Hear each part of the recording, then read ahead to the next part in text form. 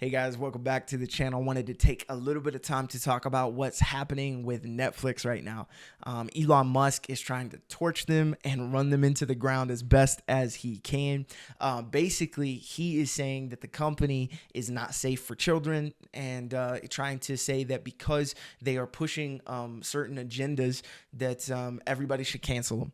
And I think that it's a very interesting thing to follow. I think that there's some points that are very valid. I think there's some that are just purely like political and people are trying to make more out of it than it is. But where did this all come from? Well, there's this show called Dead End Paranormal Park. And here's the interesting thing about this show. It was actually canceled back in 2023. However, there was a specific clip that recently resurfaced on social media accounts, and it quickly started gaining traction and going viral. What did this clip show? It showed the show's main character, Barney, identifying as transgender in the second episode. Given that the show is rated TV Y7, meaning that it's suitable for children 7 years or older, there was a huge backlash from conservatives about this. The accounts resharing the clip accused Netflix of trying to carry out a transgender woke agenda, trying to shove ideology into people's faces and all of this stuff. Elon Musk started amplifying all of this. He posted multiple times with the same phrase, "This is not okay." And Musk wasn't alone. There were several other people who came in and started echoing the same anti-trans sentiments, stating that the company was promoting an ideology that was too woke. It was funded by Democrat gender ideology, trying to promote propaganda to children. The reason I think that most people are saying that it's more than just this one instance or this one show is because there are actually multiple shows that contain these things. The Babysitter's Club, which features a child character shaming doctors for referencing a trans child patient by their biological pronouns. Transformers Earthspark came under fire for using the term non-binary, despite being a show that's geared towards kids. Strawberry Shortcake is another one where it promoted transgender drag queens.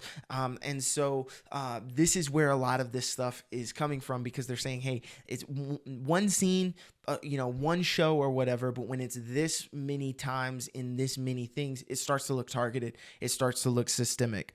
As people were digging into social media and taking a look at all of these things, Wade Davis has now come to kind of the forefront of the story. He's the vice president of the inclusion strategy at Netflix. Now, he's also actually worked for several other organizations, including the NFL. He is kind of an educator on gender, race, and orientation equality. He's been very outspoken on trans issues. He's made several public statements that have garnered a lot of attention when it comes to biological men using women's restrooms, adults forcing gender on kids from birth, and all of this stuff. I think what's very interesting is when you can notice a trend. That's where conversations, I believe, should start.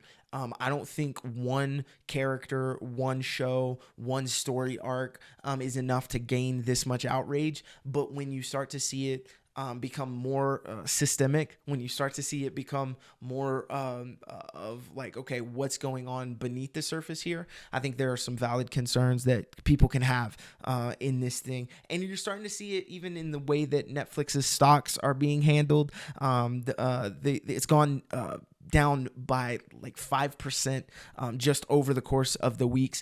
However, it's probably not going to stay that way. It'll probably bounce back, especially with some of the new slates of shows that Netflix has. I think, again, we have to understand that this show was from 2023. And while it's on the platform, it's actually not being promoted in any significant way by Netflix. The creator of the show actually said that it's going to be a very odd day because he was totally expectant of people emailing him and sending, all of their stuff to his, DMs and email. And of course, that did happen. As a matter of fact, he said, "I've been getting extremely nasty, weird, homophobic, and anti-Semitic emails, and the day was going to get much worse." And he said, "I'm going to just peace out on social media for a little bit."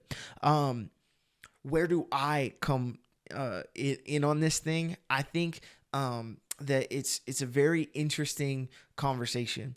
I have never been one to worry too much when there is a specific thing that happens within a story or a narrative. I love telling really, really good stories. I think that there are plenty of really, really good stories out there. In my anecdotal kind of personal experience, every time that there is a trans character, even gay characters and different things like this, it never really suits the show as much as it suits what is the show trying to say.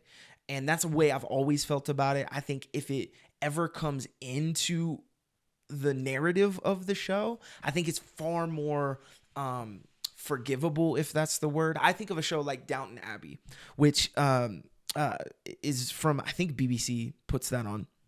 But that show has a character who is one of the workers in the house, in the home. Now, granted, it's also set in,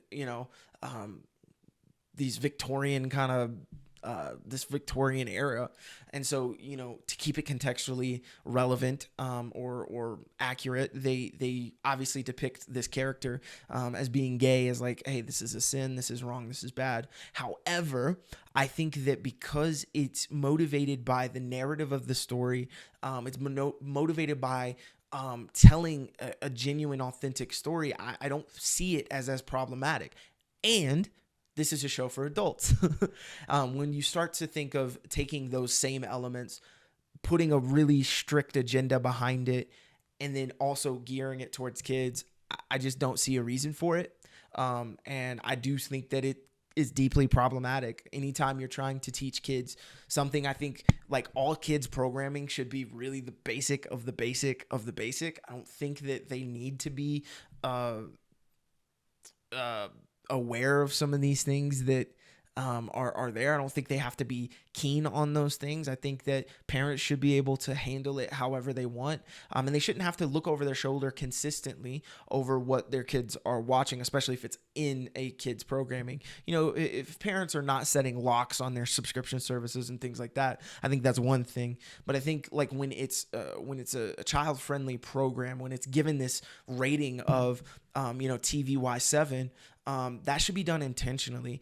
And I just don't see a reason in these kids shows to bring those things forward. I just don't see the reason for it. I can understand why they do it, but I don't get it. And I also think too, it's one thing if it's one show or if it's one, again, character arc or something like that. I think that is a totally different thing than what we're seeing with Netflix, which is 4 shows bringing this thing to the forefront. I think there's clearly something that's there, and I think we have to just be really careful with how we do this. And I also think it's a call to parents. It should be a huge wake up call to grandparents and parents to say, hey, make sure that you're watching what your kids are watching. Make sure that you're looking at things before they are watching it. Make sure that you're looking at things and if they're problematic or not. I think we are far too passive with our kids sometimes, and this is not the time to be that. Now, am I going to cancel my Netflix subscription? Probably not. But I wasn't watching these shows anyway, and I would never let my kid watch these shows just because I think they're garbage. Regardless of any ideology that's in them.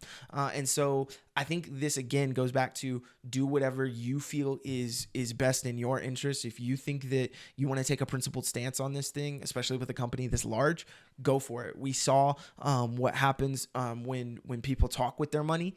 And so if you feel like you can make a difference and do that, do that. But I think it's very easy sometimes to say, if you're not going to cancel your Netflix, then you're not, you don't care about your kids, or you're not a good Christian, or, all of these things. I just don't agree with that. I think that's a little bit too far as well. And so, I would be so interested to hear your thoughts on this. Do you think this is a big deal? Do you think it's not a big deal?